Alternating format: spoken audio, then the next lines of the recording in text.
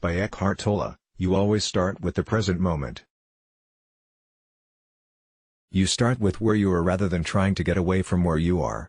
I suggest, when you travel to work every morning, that you enter the state of presence rather than drifting off into thinking. Be there every moment, whether you're driving or taking public transportation or walking to work. Absolute presence. And when you're at work, do one thing at a time and bring in spacious moments as much as possible. It could only be a few seconds. One spacious breath after you've made a phone call. And then when you go to lunch, again, present with every movement. So you use what otherwise would be a boring situation as the background for presence. Ultimately, you're not looking for some satisfaction in the work, but you bring a different state of consciousness to it.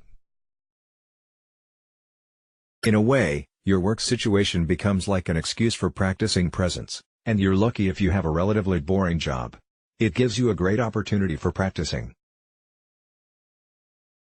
If you had a very stressful job that kept you in a state of excitement all day long, it would be more difficult. So be thankful if life has given you something relatively boring. Now, as you learn how to use the situation as the background for presence, often the discontent disappears, and that is the mark of true surrender. If there's discontent, of course, there's still not complete surrender. For example, you're still thinking, "I'd rather be somewhere else," or, "How many more years till retirement?"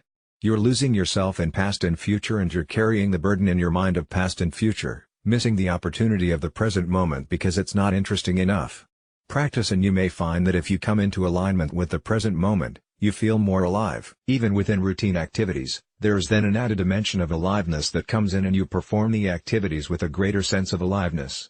It is often then that change comes into your life. When you align internally with the present moment instead of trying to get away from it, power begins to flow through. That's why I call it the power of now. It's the power of life itself. It begins to flow through you. At first it flows into your routine activities, and the way in which you relate to your colleagues becomes more present or somewhat different. Some people may notice it.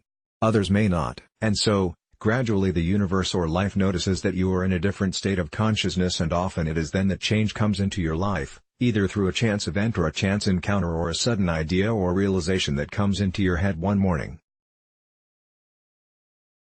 Now, in what way change comes into your life, we don't know.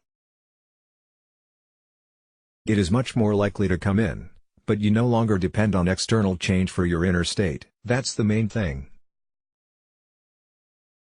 Even if nothing else came into your life, you would continue practice until your last breath, and your last breath would be a conscious breath, and you would have fulfilled your purpose on this planet in this form, which is to be the vehicle for consciousness to come into this world. So, you don't depend on anything. Change is more likely to come, yes, but the presence practice is not a means to an end.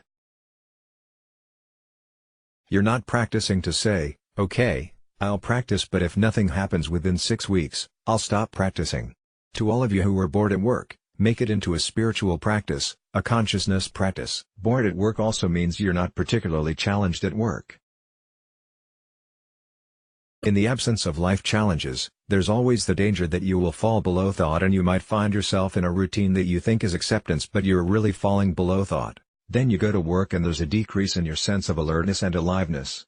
That's not surrender or presence. Let's block ads. Why?